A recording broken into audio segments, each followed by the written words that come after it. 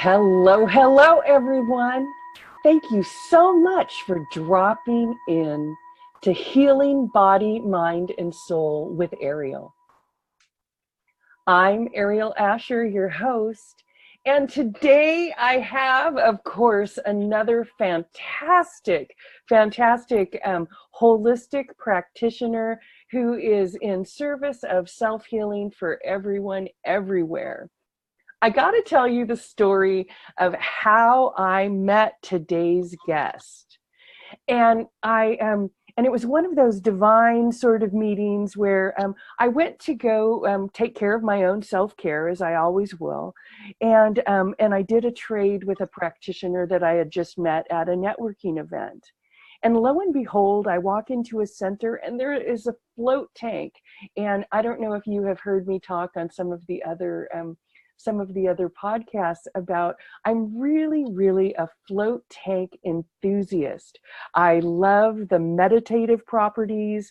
It's like the self-help. It's like having a cranial sacral adjustment and an NLP adjustment and everything all at once. And I worked at a float tank years ago.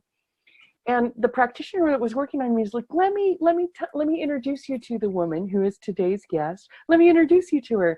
And lo and behold, we started talking. And the float tank center where I used to work, she knows Shanti and Jay that I worked with years ago at Cloud9. And it's just a small universe, and you just get sent to the right place and meet the right people at the right time. So of course, as an enthusiast, I wanted to bring her on today to educate everybody about floating, because she is an expert in her business. But once I read her amazing story, I realized there was much more here, and we needed to, and that the float tank was really only scratching the surface of what this woman was doing and how she was serving her peeps. So without further ado, I want to open up the floor to Lori Henderson and let her tell her healing journey and how she opened up this wonderful center. She's located here in San Jose, California with me, just in a different part of town. I didn't even know she was there. And then by divine guidance, woof, there she was. So let me just say hi to Lori Henderson. Lori, how are you doing today? I'm doing great, Aeriol. Thank you so much for having me on your show. I'm really happy to be here. Awesome. I'm so happy to have you here. So I was reading your bio and reading your story, and I would love for you to share with our listeners a little bit about you and how you got started in what you're doing and what you're offering. Great. Well, thank you. Well, you gave me an awesome intro to what we do here. And I'm sorry, I haven't done a lot of these, so I might stutter a little bit, so I apologize. You're perfect. Until I get rolling. You're perfect. But yeah, I have always been in fitness and in wellness. Just from my mother worked in a health club, and then I worked in a health club, and so I've kind of always been on this track just because of my upbringing and just the situation. The family, I came from a family that wasn't very well. Not a lot of money, not a lot of wellness, and started getting into that and changed my life. And so I wanted to provide services that help others, and just ended up, honestly, one day my aerobics instructor didn't show up. That's really what happened. She didn't show up, and they asked me to teach the class on the spur of the moment, and that started my career of getting involved in fitness and wellness. And yeah, it was just a simple thing. I mean, I literally started teaching there and never stopped. And just gained knowledge. That led me to going from accounting into physical therapy, because I just got so into the wellness and helping people. I would teach classes, and I'd have people come up and tell me how much my class helped their life. And I thought, wow, this is exciting.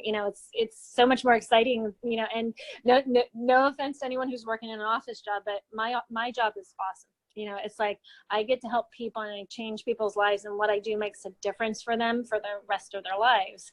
So that's what inspires me to keep on going, because every person who comes in here, I don't want to say project, but a new like opportunity to help someone really make a difference for themselves. And so I use the float tank. I can go on for hours about float tanks, so you'll have to stop me when I go too far. I love it. I can too. I'm an enthusiast. I told you, yeah. Yeah. And so basically, because I worked in physical therapy for a while, because of that, I tend to go from that route. So most of the clients that come to me, I am helping them from that perspective. And it's not just, you know, severe injuries, but just getting them back onto the wellness track. And it just naturally gravitated to, and even for myself, naturally gravitated to me using a float tank.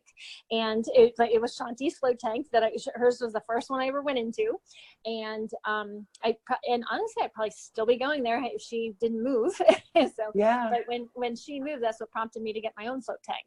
And because at that point I'd been referring so many people to float and just experience it and just helping people with that. And I've used it for so many different ways. So it's not just for illness. It's not just, for some of the typical things you would think of, relaxation and so forth.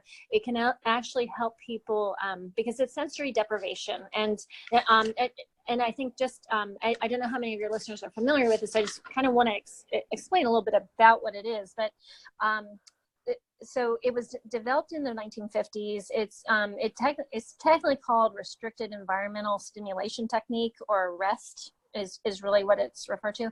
It's evolved into being called, sensory deprivation therapy. And then we've made it the fun name floating because that makes more sense and is not so scary sounding. Right. And yeah, because when you say you're sensory depriving people, that sounds not very positive. Yes, it sounds like they're not going to get oxygen. It just sounds claustrophobic, right? Yes, exactly. So I'm glad that the term floating came up, and it really is what you're doing, and it's basically, from a simple standpoint, it's a tank filled with about 1,200 pounds of Epsom salt, which is magnesium. And you go into the float tank, you close the tank. Now the new ones, like I have, there are lights inside. The lights, you can leave the lights on, but and they do a color therapy, and that's kind of an addition to it. I'm more of a traditionalist with the floating. I enjoy it more without the lights. Mm-hmm. But you get in, you close it up, you turn the light off, the music's going to fade, and you're in total, there's no sight, there's no sound, there's no feeling. And what it allows is it just gets all of the input out of the way, and your body and your mind can relax. Okay. Because of the 1,200 pounds of salt in there, it does create a zero gravity situation. So it's different than like if you floated, because people say, oh, is it like floating in a pool or floating in a jacuzzi, going in a jacuzzi? It's nothing like that. Now, if you went to the Dead Sea and floated in the Dead Sea, it would be more similar to that. But it's that the soap just puts you right up to, and it doesn't matter how big, small, tall, you are. You're going to float in there, and it allows you, you'll notice that all the pressure in your spine and joints disappears, because the salt's just fully supporting you. Okay. And then and just from the wellness and feeling good, it just releases tension in your stored muscles. And it the big thing I use it for is when I have clients with like back and neck pain, it really decompresses the spine. Okay. So you have this nice environment where you're not getting all this feedback coming at you, and then you're also just relaxing and floating, and just getting rid of pain. Because when we have a lot of times the pain that is elicited into our bodies is an outside force causing it, and if we take all the gravity out, because unless something's like hitting you or something, the only other force on you is your gravity. Well, when we put you in the float tank and get rid of the gravity, then it's going to get rid of the pain. Okay. So, Right. And can I interject a little, Lori? sure. This is it's super exciting to me. So yes, from it is like having almost a like I said, having a cranial sacral adjustment. Your spine is in the perfect place so that that cerebral spinal fluid can be floating, right? But Right. also not only the physiological of the positioning of the weightlessness of the body, but the sensory input, because we are bombarded with sound and waves that are making tension act up in our body on a very subconscious level, right? Yes. So Right. it's also that piece of, it's the peace of mind and the body support. Exactly. Not to mention everybody can use a good soak in salt water. Yes. Just to get the toxins out. So on so many levels, I'm an enthusiast of floating. Anyway, I just had to interject because I couldn't even contain myself. I'm so excited about it. So well, and yeah, and with what go you're ahead. saying, Yeah. I mean, it with the floating, with that whole environment, your stress hormones will actually lower, and your neurotransmitters replenish. So it goes right, and you release endorphins. So it's everything you're saying right there.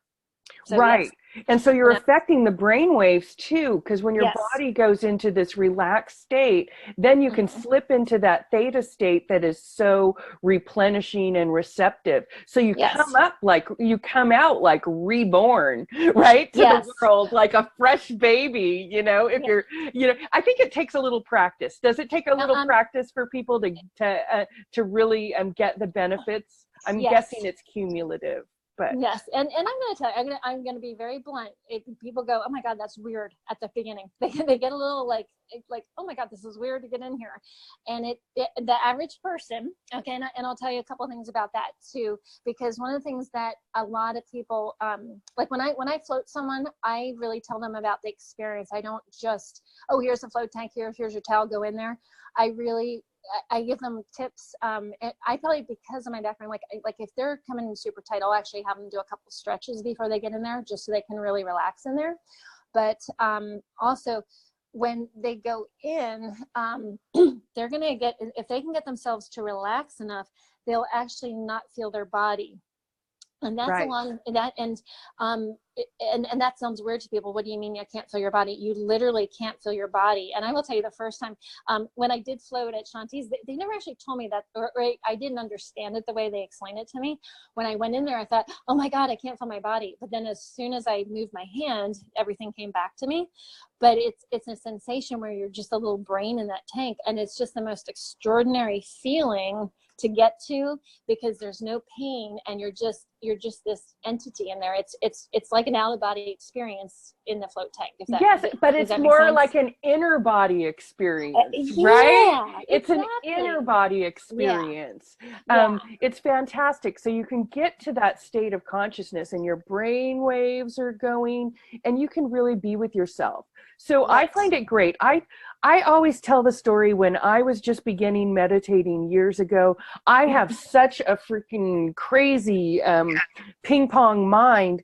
I would do my, when I was trying to first start my Reiki practice, I would do my meditation to do my practice, and about 2 minutes to 5 minutes into it, all of a sudden I would be washing the dishes or folding towels or what. So what I'm saying is I would like forget that I was supposed to be sitting there, and I would get up and do stuff because it was not in a structured environment.